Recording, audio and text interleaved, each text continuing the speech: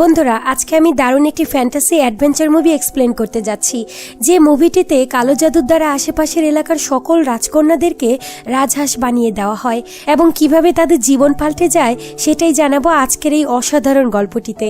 আর এই মুভিটি দেখে শেষের দিকে আপনার মন ভালো হয়ে যেতে বাধ্য। তো চলুন মুভিটি শুরু করা যাক। গল্পের শুরুতে একটি লেকে 7টি রাজহাঁসকে সাঁতার কাটতে দেখা যায়। তো এই লেকের মাঝখানে একটি বড় প্রাসাদ থাকে, যার কিছু অংশ পানির উপরে এবং বাকি প্রাসাদটি বেশিরভাগই অংশ লেকের ভেতরে ডুবে থাকে। কিছুক্ষণ পর প্রাসাদের উপরের মহলের গম্বুজটি খুলে যায় এবং সেই 7টি রাজহাঁস মহলের ভেতরে ঢুকে মেয়েদের রূপ ধারণ করে এবং সেইখানের একটি বামন নৃত্য শিক্ষক তাদের নাচ শেখাতে শুরু করে। এদিকে যখন প্রহরীদের চোখে ঘুম আসে, তখন সেই বামন শিক্ষক ইশারায় মেয়েদের মধ্যে একজনকে পালিয়ে যেতে বলে। মেয়েটি তখন পালিয়ে যেতে সক্ষম হয় এবং আবার রাজহাঁস হয়ে উড়ে যায়। এখানেই সিন কাট হয়ে আসে রাজকুমার ভিক্টর এবং তার চাকর ডোডোকে দেখানো হয়, যারা জঙ্গলে শিকার করতে যায়। তো সেই সময় ডোডো নজর পড়ে উড়ন্ত রাজহাঁসটির দিকে এবং সে একটি তীর মেরে তাকে নিচে ফেলে দেয়। কাছে গিয়ে যখন দেখে, তখন ভিক্টর এবং ডোডো অবাক হয়ে যায়, কারণ সেই রাজহাঁসটি এখন একটি মেয়ে হয়ে গেছে। এরপর আহত মেয়েটিকে চিকিৎসার জন্য রাজকুমার এবং তার চাকর তাকে ঘোড়ার পিঠে তুলে তাদের রাজ্যের দিকে রওনা দেয়। এর পরবর্তী সিনে লেকের রানী নাতাশার মন্ত্রী জাফরকে দেখানো হয়, যিনি রাজকুমার ভিক্টরের পিতা রাজা ডেভিডের রাজ্যে যান। তিনি রাজা ডেভিডের সঙ্গে দেখা করে রানী নাতাশার পক্ষ থেকে আমন্ত্রণ পত্র রাজা ডেভিড জাফরকে বলেন রানী নাতাশাকে বলে দেবেন তার ছেলে ভিক্টরের সাথে বিয়ের জন্য যে প্রস্তাব পাঠিয়েছেন, তাই খুব শীঘ্রই আমার ছেলে তার সাথে দেখা করার জন্য তাদের লেক প্রাসাদে যাবে। এরপর যখন রাজা ডেভিড জাফরকে প্রাসাদ থেকে বিদায় দিচ্ছিলেন, তখন তিনি তাকে বলেন, আমি শুনেছি যে আশেপাশের রাজ্যগুলোর অনেক রাজকন্যা এবং শিশু লেকের কাছ থেকে অদৃশ্য হয়ে গেছে, তাদের সম্পর্কে কি কিছু জানা গেছে? জাফর তখন মিথ্যে কথা বলে। জাফর বলে যে না মহারাজ। এরপর জাফর তার লেক রাজ্যের উদ্দেশ্যে রওনা হয়। কিছুক্ষণ পর রাজপুত্র ভিক্টর আহত মেয়েটিকে নিয়ে তার রাজ্যে আসে। সেখানে মেয়েটির চিকিৎসার জন্য তাকে দ্রুত ভৌদ হাকিমের কাছে নিয়ে যাওয়া হয়। তখন ভৌদ তার চিকিৎসা করে এবং ভিক্টরকে জানায় যে তীরের আঘাত সামান্য, তাই চিন্তার কিছু নেই। তো ভৌদ সেখান থেকে চলে যাওয়ার পর ভিক্টর মেয়েটির জ্ঞান ফিরে আসার অপেক্ষা করতে থাকে। আর তখন মেয়েটি এত সুন্দর হওয়াতে ভিক্টরের তাকে ভালো লাগতে শুরু করে। এর কিছুক্ষণ পর যখন মেয়েটির জ্ঞান ফিরে, ভিক্টর তাকে জিজ্ঞেস করে তুমি কে, আর তুমি হাঁস থেকে মেয়ে হলে কিভাবে? কিন্তু মেয়েটি মুখে কিছুই বলতে পারে না। ঠিক তখনই ভিক্টরের বাবা রাজা ডেভিড সেখানে এসে ভিক্টরের সাথে কথা বলার জন্য তাকে ঘর থেকে বাইরে নিয়ে যায়। তো বাইরে গিয়ে তিনি ভিক্টরকে বলেন মেয়েটি যে দেশ বা জায়গারই হোক না কেন তাকে ফিরিয়ে দাও। আর লেকের রানী তোমাকে বিয়ের প্রস্তাব পাঠিয়েছেন আর আমি তা মঞ্জুর করেছি, তাই তুমি তাদের নগরে গিয়ে তার সাথে দেখা করো। কিন্তু ভিক্টর বিয়ের জন্য প্রস্তুত ছিল না। সে বলে আমি এত তাড়াতাড়ি বিয়ে করতে চাই না বাবা, আর তাছাড়া লেকের রানী নাতাশা আমার চেয়ে বয়সে অনেক বড়। এতে রাজা রেগে গিয়ে বলেন তিনি বিশ্বের সবচেয়ে ধনী রানী এবং তার কাছে মূর্তির ভান্ডার রয়েছে, তাই তোমার তার সাথেই বিয়ে করতে হবে। এই কথা শুনে মন খারাপ করা ভিক্টর আবারও আহত মেয়েটির কাছে যায়। এরপর মেয়েটি ইশারায় ভিক্টরকে বোঝায় যে একজনের অভিশাপের কারণে সে হাঁস হয়ে গিয়েছিল এবং সেই ব্যক্তি তার কণ্ঠস্বর বন্ধ করে দিয়েছে। এটা শুনে ভিক্টরের মেয়েটির জন্য অনেক মন খারাপ হয়। তো এখান থেকে সিন পরিবর্তন হয়ে লেকের নিচে থাকা প্রাসাদের দুষ্টু রানী নাতাশা এবং তার মন্ত্রী জাফরকে দেখানো হয়। এক প্রহরীর ভুলের কারণে হাঁস হয়ে যাওয়া মেয়েটি পালিয়ে গিয়েছিল, আর এর জন্য নাতাশা তাকে কারাবন্দী করেছিল। প্রহরী অনেক ক্ষমা চায় তার কাছে, কিন্তু রানী নাতাশা তাকে হাওরের হাতে ছেড়ে দেয়। এদিকে নাতাশার অন্য কর্মচারীরা অপহরণকৃত শিশুদের দিয়ে মুক্ত সংগ্রহ করাচ্ছিল। তো সিন আবার ভিক্টরের কাছে আসলে দেখা যায় ভিক্টর মেয়েটিকে সাথে নিয়ে তাদের প্রাসাদের বাগানে বেশ কিছু সময় কাটায়। তারা দুজনেই ইশারায় একে অপরের সাথে কথা বলে এবং ধীরে ধীরে একে অপরের কাছে আসতে থাকে। এরই এক পর্যায়ে ভিক্টর তার প্রেমের কথা তাকে জানায়, আর মেয়েটিও ইশারায় ভিক্টরকে তার সম্মতি জানায়। এরপর রাতে খাবার সময় ভিক্টরের মা তাকে বলে যে তিনি খুবই খুশি হয়েছে যে তারা দুজন একে অপরকে ভালোবাসতে শুরু করেছে। কিছুক্ষণ পর ভিক্টর মেয়েটির সাথে বারান্দায় দাঁড়িয়ে থাকে। তখন দূর থেকে জাফর তাদের দেখতে পায়। তো রাত বাড়ার সাথে সাথে যখন মেয়েটি প্রাসাদের ঘরে ঘুমিয়ে পড়ে, জাফর জানালা দিয়ে ভেতরে ঢুকে নাতাশার জাদুকাঠির সাহায্যে তাকে আবার হাঁসে পরিণত করে তাকে তুলে নিয়ে যায়। এরপর সকালে যখন ভিক্টর মেয়েটির ঘরে আসে, তখন দেখে সে আর সেখানে নেই। দুঃখে ভিক্টর তাকে অনেক খুঁজতে শুরু করে, আর তখনই সে মেয়েটির হাঁস রূপের একটি পালক পায়। ভিক্টর সেই পালকটি স্মৃতিচিহ্ন হিসেবে নিজের কাছে রেখে দেয়। এরপর ভিক্টর ভিক্টর তার বাবা মাকে পুরো ঘটনাটি জানায়, কিন্তু তার বাবা বলেন তোমাকে আমার পরবর্তী উত্তরাধিকারী হিসেবে রাজা হতে হবে, তাই সেই মেয়েটির পিছনে ঘোরাঘুরি ছেড়ে দাও এবং আজই লেকের রানী নাতাশার সাথে দেখা করতে যাও। এরপর আর কি অনিচ্ছাকৃত সত্ত্বেও ভিক্টর তার চাকরের সাথে লেকের শহরের উদ্দেশ্যে রওনা দেয়। এরপর রাতের দিকে ভিক্টরের মা ভিক্টরের বাবাকে বলেন ভিক্টরকে বিয়ের জন্য জোর করা ঠিক হবে না, কিন্তু রাজা উত্তর দেন আশেপাশে সমস্ত রাজ্যের রাজকন্যারা অদৃশ্য হয়ে গেছে এবং এখন কেবল লেকের রানী নাতাশাই বাকি আছে, তাই আমাকে এই সিদ্ধান্তই নিতে হচ্ছে। অন্যদিকে জাফর যখন মেয়েটিকে নিয়ে রানী নাতাশার কাছে আসে, তখন নাতাশা তার জাদুকাঠি দিয়ে মেয়েটির কণ্ঠস্বর ফিরিয়ে দেয় এবং জিজ্ঞেস করে তুমি পালানোর সাহস কিভাবে পেলে? মেয়েটি জবাবে বলে তুমি রানী হওয়ার যোগ্যই নও, কারণ তোমার আচরণ শয়তানের মতো। তুমি শুধু আমার নও, অন্য রাজকন্যাদেরকেও অপহরণ করেছ, তাদের হাসি পরিণত করেছ এবং তাদের কণ্ঠস্বর কেড়ে নিয়েছ। এর পাশাপাশি তুমি শিশুদের অপহরণ করে তাদের দিয়ে মুক্ত সংগ্রহ কাজ করিয়েছ। তো মেয়েটির কথা শুনে নাতাশা প্রচন্ড রেগে যায় এবং মন্ত্রীকে বলে তাকে কাঠকুঠুরিতে বন্দী করো আর এমন কঠিন শাস্তি দাও যাতে তার শরীর একদম নিস্তেজ হয়ে পড়ে। যদি সে সেই কাজ করতে না পারে তবে তাকে চাবুক মারো। এরপর অন্যান্য সৈন্যরা মেয়েটিকে জেলে নিয়ে যায়। এরপর জাফর রানীকে জানায় এই মেয়েটি সেই মেয়ে যে সেই রাজপুত্রের কাছে পৌঁছে গিয়েছিল এবং রানী তাকে বিয়ে করতে চায়, যদিও মেয়ে এবং ভিক্টর এখনো এই কথাটি জানতে পারেনি। এরপর নাতাশা কাঠকুঠুরিতে গিয়ে সৈন্যদের দিয়ে মেয়েটিকে মুক্ত বাছাইয়ের কাজ করায় এবং বলে যদি এই কাজ সম্পূর্ণ না হয় তবে তাকে শাস্তি দেওয়া হবে। এরপর নাতাশা সেখান থেকে চলে যায় এবং জেলারের কাছে আদেশ দেয় যেন সে শিশুগুলিকে অপহরণ করে লেকের নিচে নিয়ে আসে। জেলার লেকের পাশে থাকা একটা মেয়েকে ধরে নিচে চলে আসে। সিন এখানেই পরিবর্তন হয়ে জঙ্গলে থাকা নিকি নামের এক মহিলাকে দেখানো হয়। তো কিছুক্ষণ পর একজন নাচের শিক্ষক সেইখানে আসে আর নিকি তাকে তার গাছের বাড়িতে নিয়ে যায়। সেখানে সে তাকে জিজ্ঞেস করে রানীর কি সন্দেহ হয়েছে যে তুমি নাচ শেখানোর জন্য এসেছিলে? নাচ শেখানোর অজুহাতে তুমি কি রানীর বিরুদ্ধে কাজ করছো এবং তার উপর নজরদারি করছো? বামন উত্তরে বলেন না, তবে আমি এখনো আমার স্বামীর খোঁজ পাইনি। এটা শুনে নিকি বলে আমার স্বামী তোমার বন্ধু, কিন্তু সেই দুষ্টু রানী তাকে জাদুকাঠির সাহায্যে শঙ্খে পরিণত করে প্রাসাদের কোথাও লুকিয়ে রেখেছে। এর কারণেই তাকে খুঁজে বের করা অনেক কঠিন হয়ে যাচ্ছে। বামন বলে নাচ শেখাতে যাওয়ার সময় আমি এক রাজকুমারীকে সেখান থেকে পালাতে সাহায্য করেছিলাম, কিন্তু সে জাফরের হাতে ধরা পড়ে এবং এখন বন্দী হয়ে শাস্তি পাচ্ছে। নিকি বলে তাহলে আমাকে সেই রাজকুমারীকে সাহায্য করতে যেতে হবে, সম্ভবত এই সময় আমার স্বামীর কোনো খোঁজও পেয়ে যেতে পারি। তখন বামন বলে মনে হয় আগামীকাল একজন রাজপুত্র রানীর সাথে দেখা করতে আসবে, তাই সেইখানে কঠোর নিরাপত্তা থাকবে। নিকি বলে আমি মাছের রূপ নিয়ে বারবার সেখানে গিয়েছি, তাই তুমি আমার জন্য চিন্তা করো না। তো এখানেই সিন পরিবর্তন হলে ভিক্টর এবং তার চাকর দুজনেই ঘোড়া চালিয়ে একটা জঙ্গলে পৌঁছায়, যেখানে এক বৃদ্ধ রাসায়নিক গবেষকের সাথে তাদের দেখা হয়। তো ক্ষুধায় কাইল হয়ে তারা তার কাছ থেকে খাবার খেতে শুরু করে আর কথা বলার এক সময় গবেষক তাদের জানায় যে তিনি একটি রাসায়নিক তৈরি করেছেন যা কোনো জিনিসের উপর প্রয়োগ করে যদি মাথার কাছে রেখে ঘুমানো হয় তবে সেই ব্যক্তি স্বপ্নে গিয়ে তার সাথে কথা বলা যাবে। এটা শুনে ভিক্টর খুবই খুশি হয় এবং গবেষকের কাছ থেকে সেই রাসায়নিক জিনিসটি কিনে নেয়। তো এখান থেকে সিন পরিবর্তন হয়ে আসে লেকের নিচে থাকা কাঠকুঠুরিতে, যেখানে রাজকুমারী মুক্ত আলাদা করছিল। তো নিকি মাছের রূপ ধরে জেলখানার জানালা দিয়ে ভেতরে প্রবেশ করে।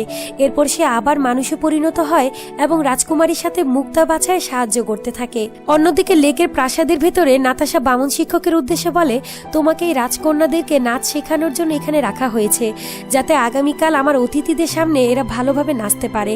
এদিকে নিকি প্রাসাদের প্রতিটা ঘরে মাছ হয়ে ঢুকে এবং নারী রূপে প্রতিটা শঙ্খে তার স্বামীকে খুঁজতে থাকে। আর ওই সময়ই নাতাশা একটি ঘরে আসে এবং নিকিকে দেখে ফেলে।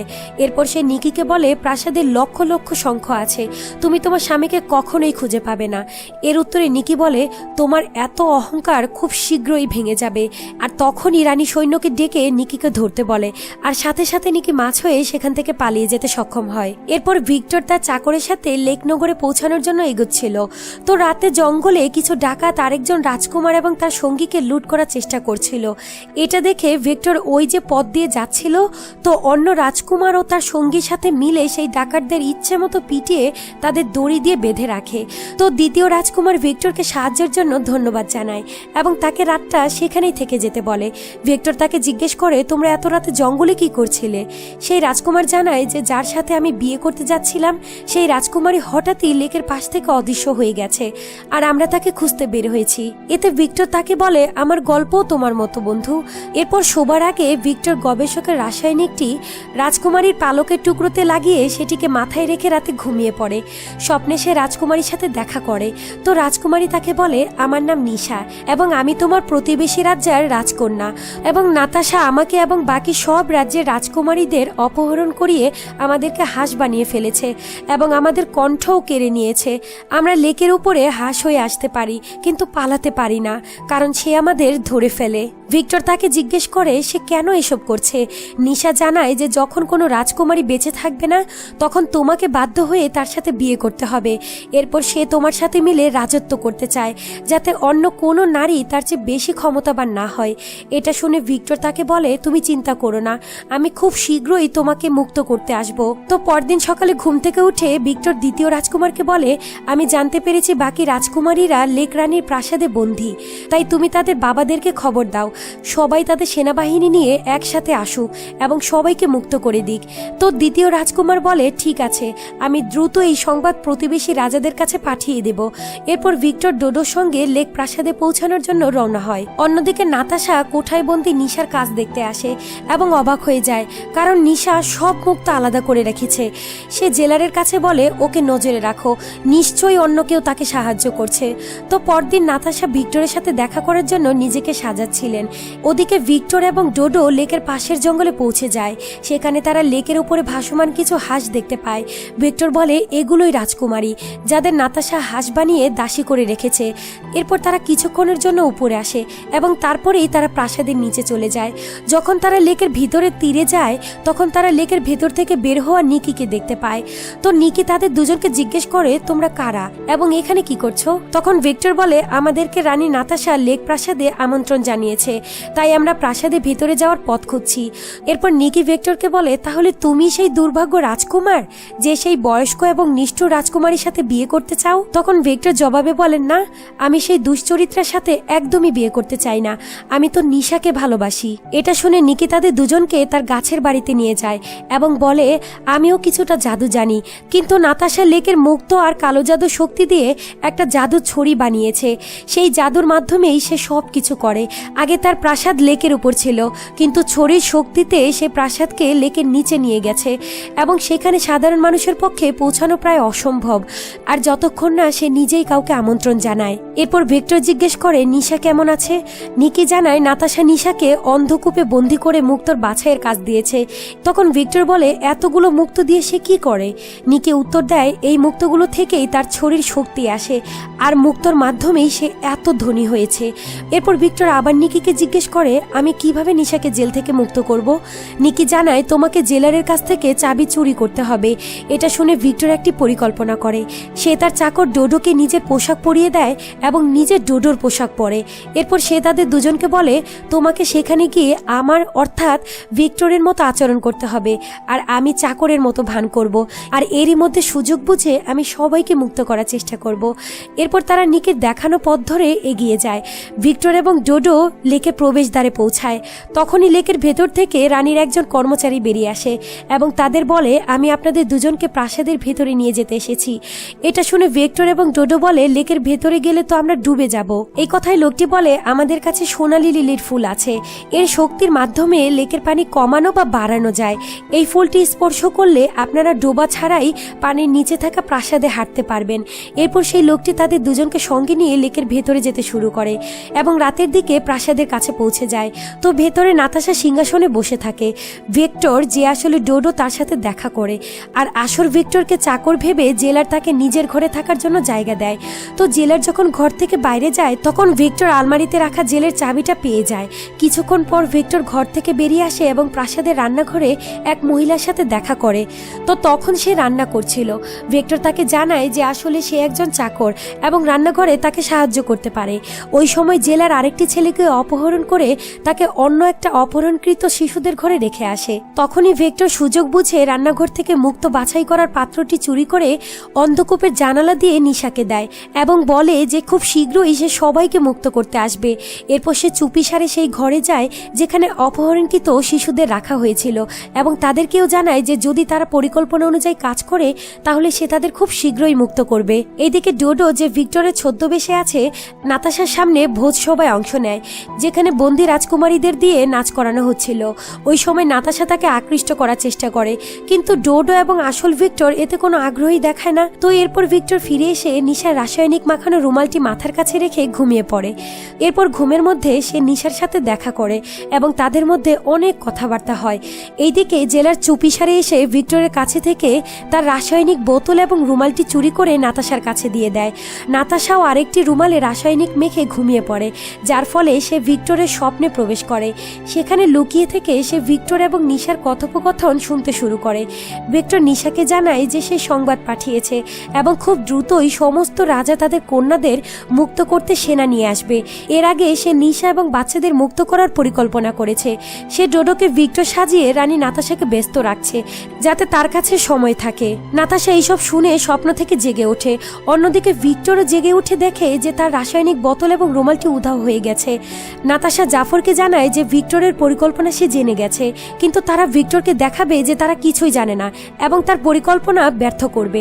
ভিক্টর ডোডো এবং তার সঙ্গীদেরকে বলে যে তার কিছু অস্বাভাবিক মনে হচ্ছে, তাই তারা যত তাড়াতাড়ি সম্ভব সোনালি লিলি ফুল দিয়ে লেকের বাইরে বেরিয়ে যাবে, কারণ সেই ফুল ছাড়া রাজাদের সেনারা লেকের ভেতরে প্রবেশ করতে পারবে না। তো মধ্যরাতে সে নিশা এবং শিশুদের সাথে প্রাসাদের বাইরে দেখা করবে যাতে তারা সবাই একসাথে পালাতে পারে। এরপর ভিক্টর এবং নিশা প্রাসাদ থেকে বেরোনোর চেষ্টা করলেও রানীর পরিকল্পনা অনুযায়ী জাফর এবং সৈন্যরা তাকে ঘিরে ফেলে। ভাগ্যক্রমে ডোডো লিলির ফুল দিয়ে লেকের বাইরে পালাতে সক্ষম হয়। তো তখন জাফর নাতাশাকে জানায় যে তারা ভিক্টর, নিশা এবং একটি শিশুকে ধরে ফেলেছে, কিন্তু দুইজন লিলির ফুল দিয়ে পালাতে সক্ষম হয়েছে। এটা শুনে নাতাশা জাফরের অবহেলায় রেগে ফেটে পড়ে। এদিকে ডোডো লিলির ফুল নিয়ে নিকির কাছে পৌঁছায় এবং তাকে ভিক্টরকে ধরা পড়ার খবর দেয়। একই সময় সৈন্যরা ভিক্টর এবং নিশাকে ধরে নাতাশার সামনে হাজির করে। তো নাতাশা তাদের আদেশ দেয় যে তাদেরকে সেই কারাগারে বন্দী করা হোক যার দেয়ালে শহরের কাঁচা লাগানো আছে। জাফর নাতাশাকে বলে যে খুব শীঘ্রই ডোডো লিলির ফুল নিয়ে রাজাদের সেনাবাহিনীকে প্রাসাদের কাছে নিয়ে আসবে। নাতাশা জবাব দেয় যখন সেনাবাহিনী এখানে আসবে তাদের যেন কিছুই না পাওয়া যায়। সে আদেশ দেয় যে সব মুক্ত লুকিয়ে ফেলা হোক যাতে সেনাবাহিনী কোনো প্রমাণ না পায়। এরপর রানী নাতাশা সবাইকে মুক্ত লুকানো এবং প্রাসাদের লোকজনকে তার ছড়ির জাদুতে মাছ বানিয়ে দেওয়ার আদেশ দেয় যাতে কেউ ধরা না পড়ে। তো জাফর একে একে সমস্ত সৈন্য এবং কর্মচারীদের মাছ বানাতে শুরু করে। এদিকে ভিক্টর, নিশা এবং একটি শিশুকে সিংহের খাঁচার পাশের কারাগারে বন্দী রাখা হয় যাতে জাফর এবং নাতাশা লেক থেকে পালানোর প্রস্তুতি নিতে পারে। কিন্তু একটি শিশু নাতাশা এবং জাফরের পায়ের নিচে মুক্ত ছড়িয়ে দেয়, যার ফলে তারা দুজনে পিছলে পড়ে যায়। এ সময় বামন আর নিকি ঘটনাস্থলে পৌঁছায় আর বাচ্চাদেরকে নিয়ে জাফর এবং নাতাশার উপর আক্রমণ করে। আর এইদিকে এক শিশু কারাগারে চাবি দিয়ে ভিক্টর এবং নিশাকে মুক্ত করে। সবাই একসঙ্গে নাতাশা এবং জাফরকে সেই কারাগারে বন্দী করে দেয়। এরপর তারা সমস্ত শিশুদের নিয়ে লেক থেকে বেরিয়ে আসে। ভিক্টর এবং নিকি রানীর লুকানো শক্তি সঙ্গ খুঁজে পায়, আর অন্যদিকে জাফর কারাগারে শিকগুলো ফাঁক করে নাতাশাকে মুক্ত করার চেষ্টা করে। এদিকে নাতাশা বেইমানি করে তাকে ফেলে পালিয়ে যায় আর জাফরের সেইখানেই মৃত্যু ঘটে এবং নাতাশা একটি ঘোড়ায় চড়ে পালানোর চেষ্টা করে। সঙ্গে সঙ্গে ভিক্টর তার পিছু নেয় এবং শেষ পর্যন্ত তাকে ধরে ফেলে। এরপর সবাই মিলে নাতাশাকে ঘিরে ফেলে আর নিকির স্বামী তার জাদুর ছড়ি ব্যবহার করে নাতাশাকে পাথরে পরিণত করে দেয়। এটি দেখে সবাই খুশি হয়ে যায় আর এইদিকে রাজারা তাদের মেয়েদেরকে নিতে সেখানে পৌঁছে যায়। শেষ পর্যন্ত ভিক্টর এবং নিশা চিরতরে একে অপরের হয়ে যায়। আর এই সুন্দর মুহূর্তের মধ্যে দিয়ে এই মুভিটি এখানেই শেষ হয়ে যায়। তো আমি এই ফ্যান্টাসি মুভিগুলো এক্সপ্লেন করছি আপনাদের ভালো লাগা জানার জন্য, তাই প্লিজ আপনাদের কার কেমন লাগছে আমাকে কমেন্ট করে জানাবেন। আর আমার এই চ্যানেলটির পাশে থেকে আমাকে প্লিজ উৎসাহ দিবেন। সবাই ভালো থাকবেন, সুস্থ থাকবেন, টাটা।